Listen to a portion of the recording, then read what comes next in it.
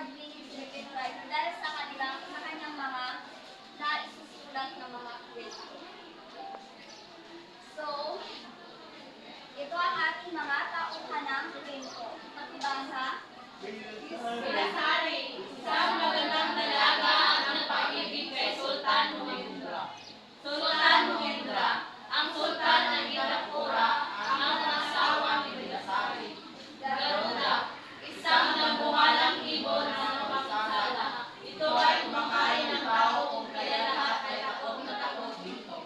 Sultan at sultanan ng Himayat, ang mga magulang ni Pilasari. Iuyaroy, isang mga kalakal mula sa kaharian ng Indrapura, ang humukok at nagpalaki kay Pilasari. Pilasari, ang makanubutuin sultana ng kaharian ng Indrapura. Sinapati, ang kapatid ni Pilasari, anak ni Biuhara, ang nagsama kay Sinapati upang makita nito ang malawang kapatid na si Pilasari. Ang matauhan ng sultana si Pilasari, ang kanyang inutusan upang hanapin ang babaeng hirit na madalas sa kanya. Okay, sila ang mga tauhan na ating makikilala sa kwentong Bidasari. So, ang epikong Bidasari.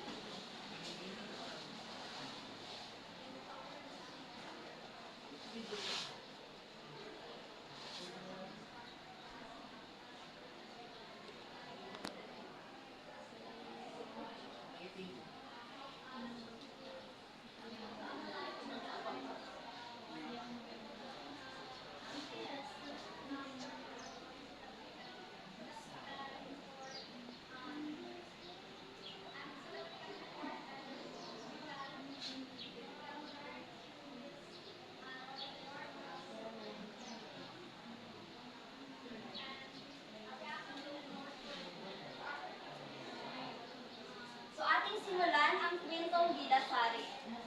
Ang kaharian ng Himbayat ay naliligalig dahil sa isang dambuhalang ibon. Ang ibong ito ay mapinsala sa mga pananim at maging sa buhay ng mga tao. Ito ay ang ibong Garuda. Ano nga ba ang mapansalang ibon? Garuda!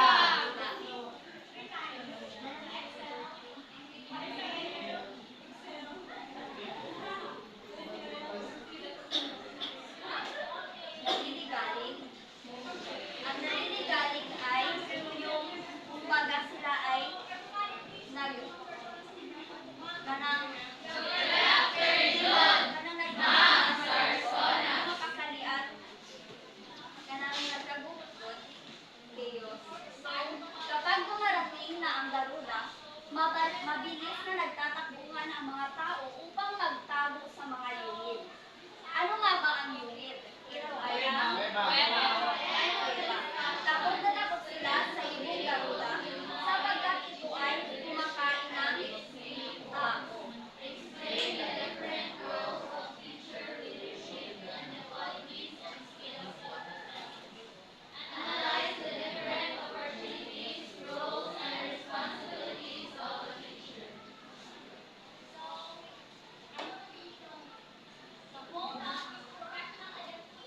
Minsan sa gitna ng kaguluhan, nagkahiwalay sa pagtakbo ang sultan at sultana ng Himbayat.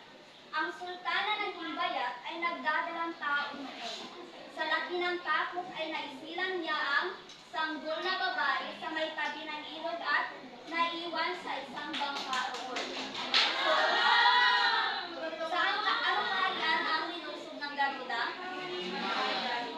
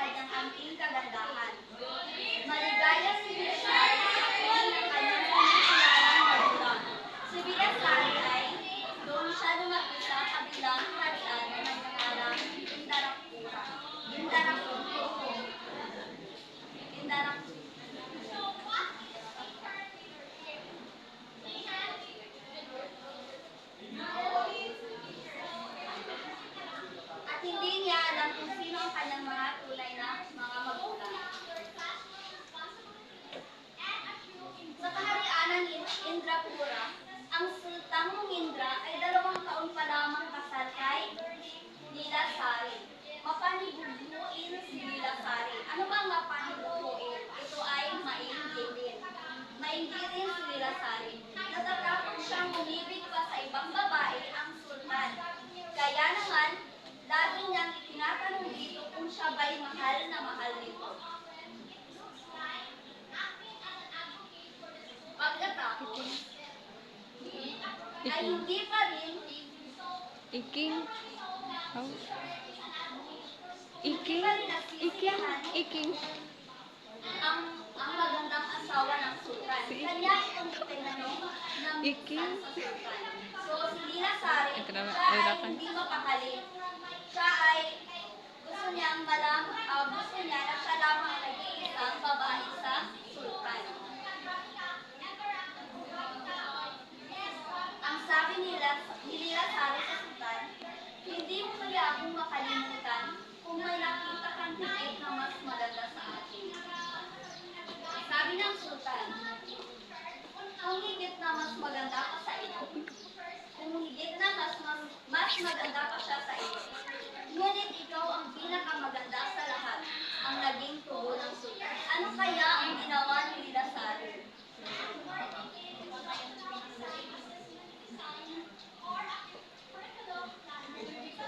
Ito ang nangyari. Nag-alala ang sultana na baka may lalo pang mas maganda sa kanya at ito'y makita ng sultan.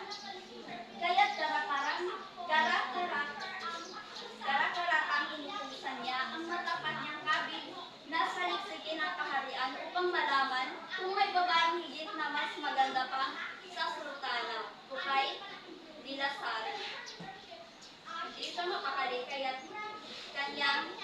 inutusan ang kanyang mga tauhan.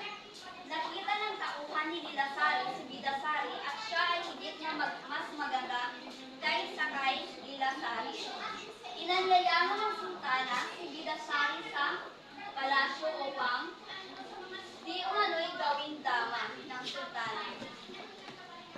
Ngunit pagsapit doon, si Bidasari ay lihim na ikinukulong ni Nilasari sa isang silid at doon pinarurusahan. Bakit kaya yung ginawa ni Nilasari? Siya ay magaling at siya ay natatakot na makita ng sultan.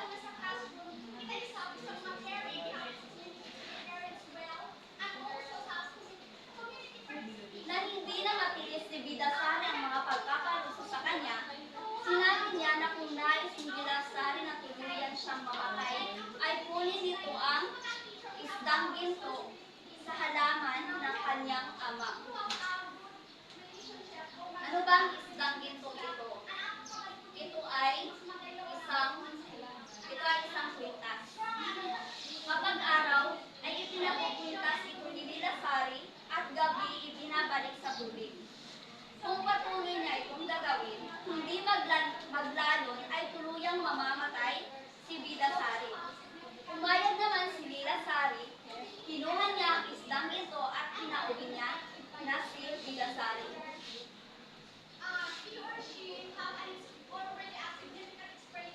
So isinuot na ni Nilasari ang kwintas sa gintong isla sa araw at ibinabalik sa tubig kung gabi. Ano kaya ang mangyayari kay Bidasari?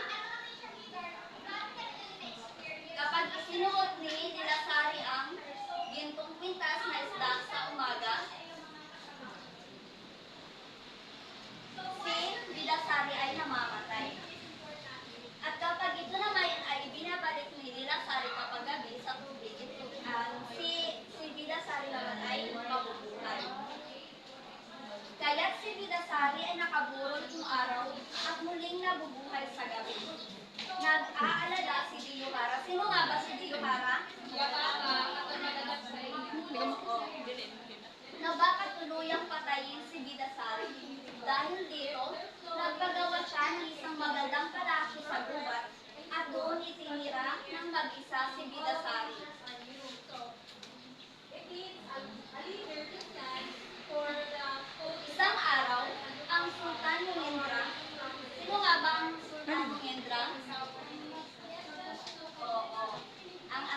ni Nilasari.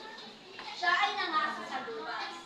Nakita niya ang isang palasyo, ito ay nakapinig. Ano ba ang nakapinig? Oo, parang ang kanyang pintuan na hindi basta-basta nabubuksan at hindi basta-basta ang kanyang kahit sino lamang nakakapasok. Pinilit niyang buksan ang pinto at pinasok niya ang silid, ang mga silid. Nakita niya ang isang magandang babae na natutulog. Ito ay si Bidasari at hindi niya ito magising. Umuwi si Sultan Miyendra nang hindi nakakausap si Bidasari. Bumalik ang sultan kinabukasan at naghintay siya hanggang gabi. Ano kaya ang nangyari? Ating tingnan. Kinagabihan ay nabuhay si Bidasari at nakausap niya ang sultan na si Miyendra. Ipinagtapat ni Bidasari ang mga ginawa ni Nilasari. Galit na galit ang sultan matapos ang pagtatapat. Iniwan niya si Nilasari sa palasyo at agad niyang pinakasalan si Bidasari. Ngayon ay si Bidasari na ang naging reyna. Ano nga ba ang kaharian ni Sultan Mumindra?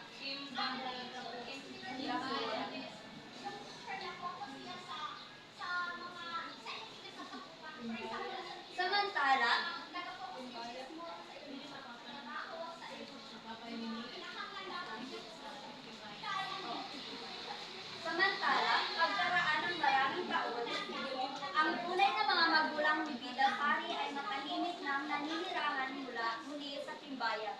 Nagkaroon pa sila ng isang supling. Ito ay si Sinapati. Ang totoong mga magulang ni Bidasari. Nang magpunta sa timbayan ang isang anak ni Diyokara, yung nag-alaga kay Bidasari sa kaharian na Indrapura, ay nakita niya si Sinapati. Si Sinapati ay kamukhang-kamukha ni Bidasari. Tinaibigan ito si Sinapati at ibinalita rito na kamukhang-kamukha ito ng kanyang kapatid. Tinanong niya Sinapati sa mga magulang kung wala siyang kapatid na nawawalay sa kanila. Pagkatapos, ay pinasama ng ama si Sinapati sa Indrapura. Nang magkita si Bidasari at si Sinapati, ay kapwa silang nagilalas dahil silang dalawa ay magkamukha. Sila ay magkapatid. Tunay na magkapatid sa totoong mga magulang. Natunto ng sultan at sultana ng Timbayat ang nawawala nilang anak na si Bidasari. Nalaman din ng sultan ng Indrapura na ang kanyang pinakasalang si Bidasari ay isa palang tunay na prinsesa. At doon nagtatapos ang kwentong Bidasari.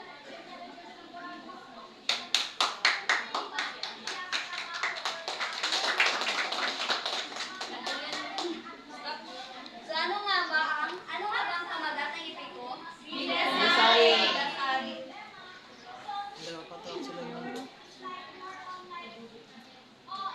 Ano nga ba ang nangyari sa sanggol na ipinanganak ng sultana ng Timbayat?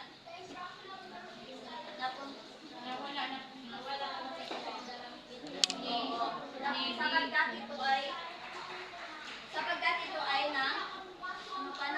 nahiwalay nang dumating ang ibong Garuda. Bakit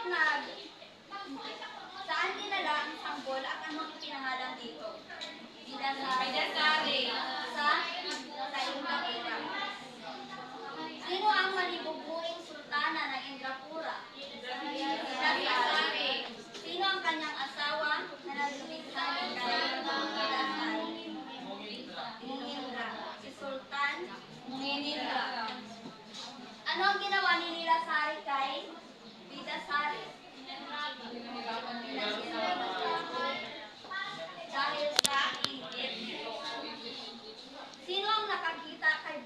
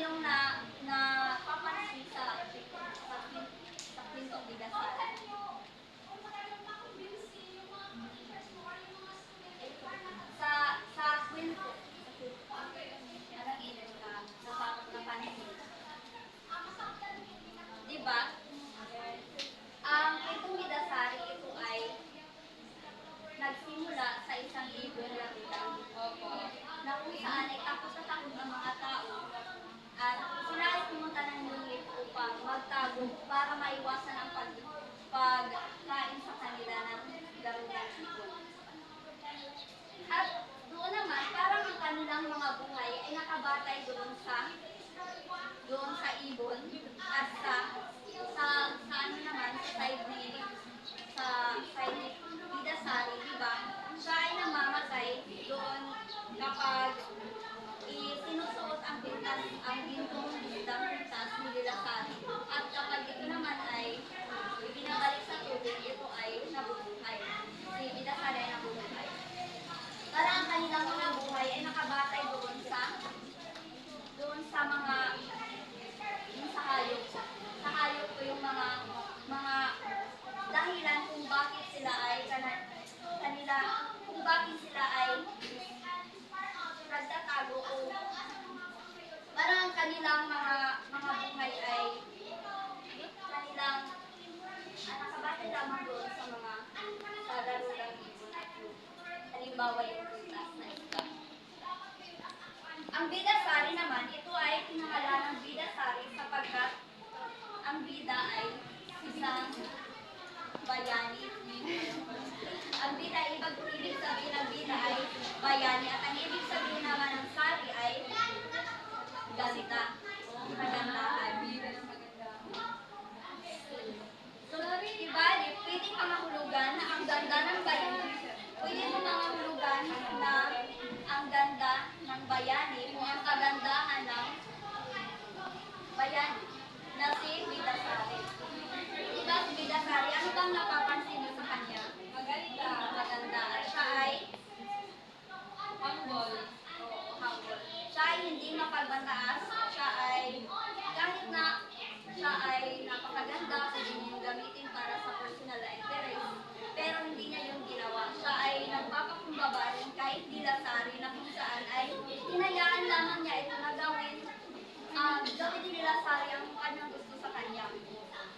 So ito yung book sa isang prinsesang may kagandahan at kabutihan na puso. Siya ang bida ng queen. So, ang aral na makukuha natin dito ay, di ba ang Pamindanawan, di ba sila rin ay itong mga reflection na ang mga tao sa Pamindanawan ay humble. Hindi sila mapagmatyaga sila at mapagkumbaba. Hindi lahat naman ng mga Pilipino, pero ang mga sa Pamindanawan, di ba, parang sa panahon ngayon ay itinababa parang may diskriminasyon sila. At kahit na mahirap lamang ay ang mga tao ay tinatanggap yun at masaya sila sa kung anong meron sila. Ito rin ay nagpapakita ng inspirasyon sa mga tao. Dahil sa karakter ni Bida Sari, siya ay isang taong mapagkukunan ng inspirasyon na kung saan ang kanyang katangian ay pagiging mabuting tao kahit na anong halamangan man ang sa tingin mo ay meron ka kaysa sa ibang tao. So,